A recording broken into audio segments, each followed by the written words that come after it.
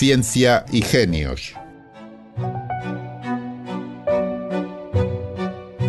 Un espacio de cienciaes.com para divulgar el lado humano de las grandes mentes que hicieron posible el avance científico.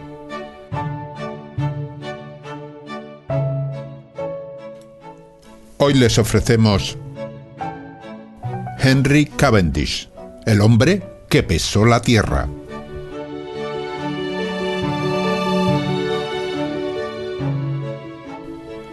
Henry Cavendish fue un científico singular, tímido entre los tímidos, vergonzoso, maniático y genial.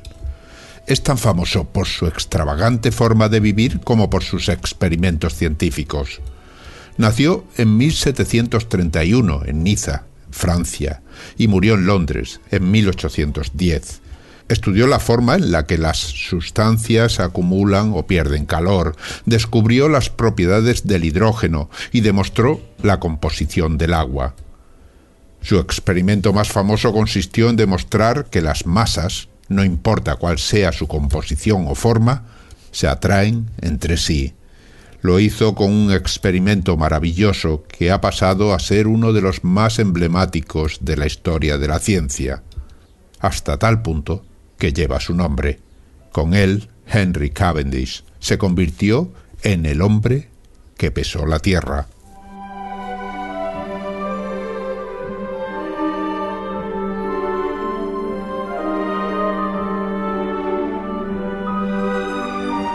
Eran las 7 en punto de la mañana del 17 de febrero de 1810. Y como todos los días, desde hace más de 50 años, un anciano frágil y encorvado daba su paseo matutino por las solitarias calles de Londres. Caminaba con la cabeza gacha, la barbilla escondida y la mirada clavada en el suelo. Un gesto huidizo que había adoptado para encubrir su enfermiza timidez y su inconfesada antipatía por el género humano. No sentía el menor interés por sus semejantes. En cambio, era imposible pasar a su lado y no reparar en él. Vestía la misma indumentaria de su época de juventud. Un traje ajado en tonos violeta, una anticuada camisa de encajes y un sombrero de 3 picos ya claramente trasnochado. Quienes se cruzaban en su camino daban por hecho que aquel anciano era o un pordiosero o un perturbado, cuando no había nada más lejano a la realidad. El extravagante Henry Cavendish, nieto del duque de Kent, era un hombre inmensamente rico y poseía una de las mentes más lúcidas de toda Inglaterra.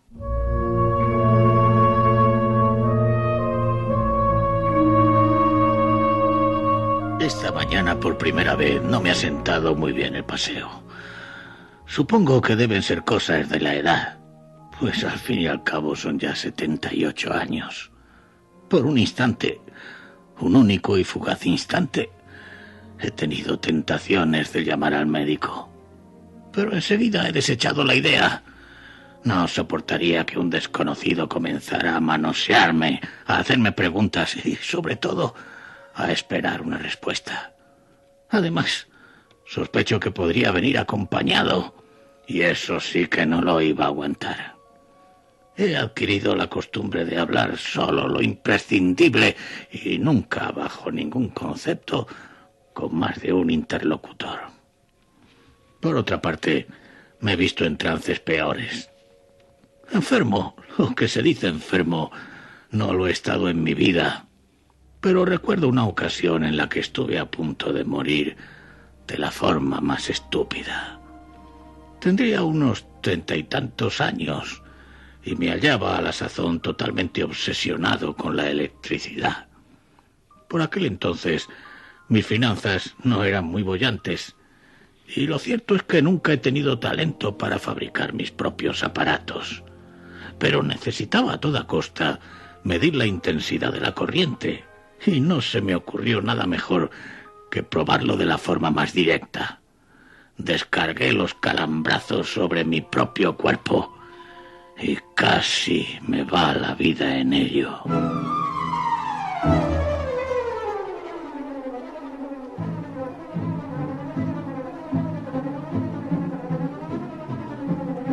desgracia de los hombres, Cavendish jamás sacó a la luz pública aquellos experimentos sobre electricidad.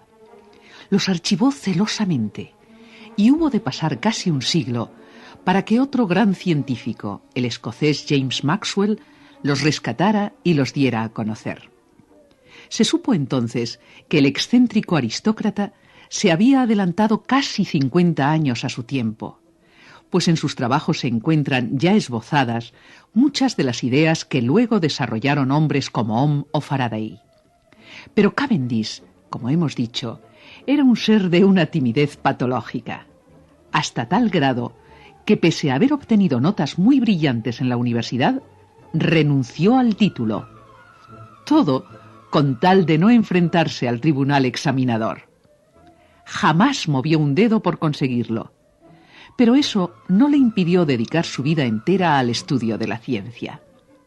Por suerte, lo pudo hacer sin distracciones, pues su adinerada familia le pasaba una asignación muy respetable que le bastaba para cubrir sus muy modestas necesidades. De hecho, apenas modificó su forma de vida cuando, a los 40 años, heredó una fortuna de más de 1 millón de libras de aquella época. Una herencia que lo convirtió, según uno de sus escasísimos amigos, en el más rico de los hombres cultos, y posiblemente también en el más culto de los hombres ricos.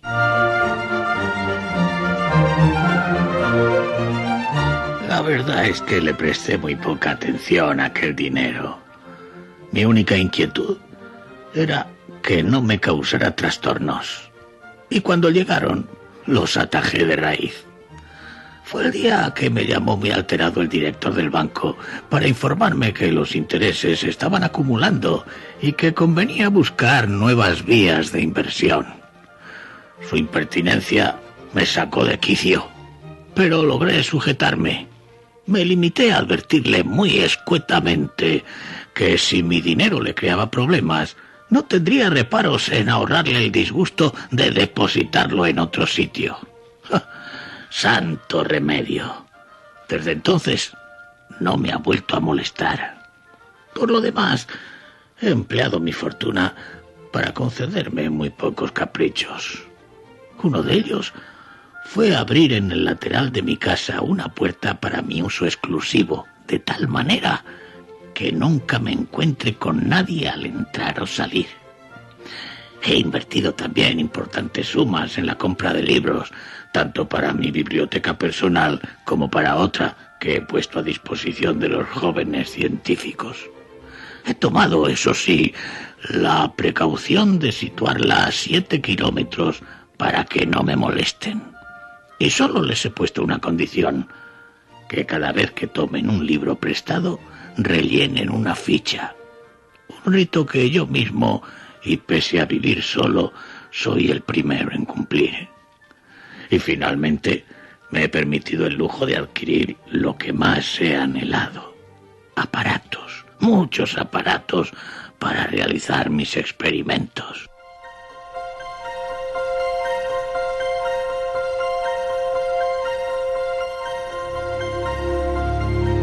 Henry Cavendish buceó en todos los campos de la ciencia, pero hubo uno por el que sentía especial debilidad: la química. Llenó la casa de matraces, probetas y sofisticados artilugios con los que realizó muchos y muy notables descubrimientos. Él fue el primero al que se le ocurrió pesar el volumen de los distintos gases para determinar su densidad. Fue así como averiguó que el hidrógeno era un gas particularmente ligero, y no solo eso, sino también inflamable. Gracias a ello, demostró que este gas, al arder, producía agua, y que el agua, por lo tanto, no era un elemento puro, como sostenían los griegos, sino un compuesto. A Cavendish se debe también la formulación de las propiedades del anhídrido carbónico y el descubrimiento de un gas al que no supo bautizar y que hoy conocemos con el nombre de argón.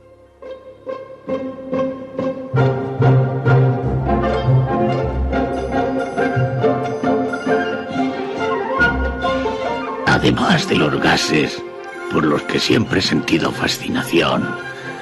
En esta vida me han intrigado dos grandes misterios: las mujeres y la constante G, que en la ecuación de Newton representa la gravitación universal.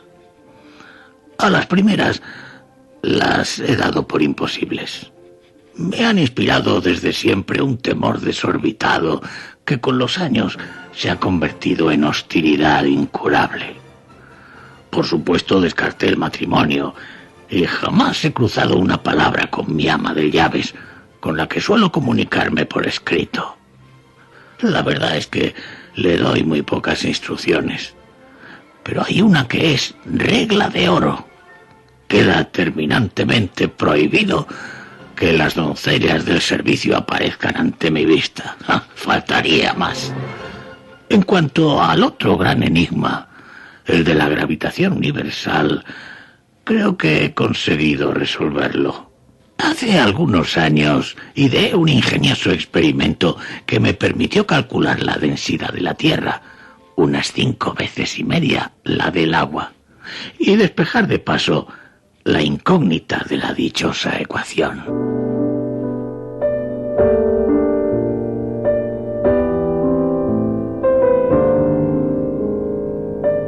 A lo largo de su vida, Cavendish realizó infinidad de experimentos, pero este, el de la gravitación universal, fue sin duda el más célebre de todos. Fue también el último, pues lo realizó cuando ya había cumplido los 70 años. Su existencia se prolongó otros 8 que dedicó silenciosa y metódicamente a ampliar sus conocimientos. No dejó de estudiar ni un solo día, hasta una fría mañana de invierno, cuando por primera vez le sentó mal el paseo. Una semana más tarde, el 24 de febrero de 1810, Henry Cavendish murió tras haber padecido su primera y última enfermedad. Por supuesto, no llamó al médico, pero como hombre puntilloso que era, dejó todos sus asuntos resueltos. Legó su fortuna íntegra e intacta al mayor de sus sobrinos, y curiosamente no dejó nada a la ciencia, que había sido su única y mayor pasión. Años después, sus familiares repararon este olvido. Donaron una suma muy cuantiosa para la fundación del Instituto Cavendish, un centro de investigaciones mundialmente famoso, donde hoy se sigue rindiendo homenaje póstumo a un hombre extraño, excéntrico y excepcional.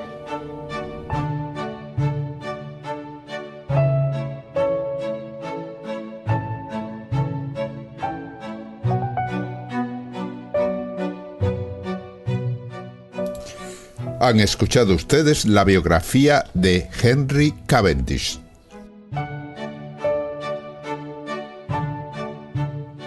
Un capítulo del podcast Ciencia y Genios, escrito por Carmen Buergo y realizado por Ángel Rodríguez Lozano.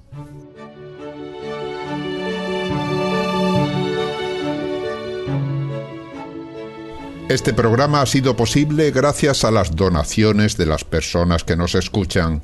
Si desea colaborar, visite cienciaes.com o colabore a través de patreon.com/cienciaes.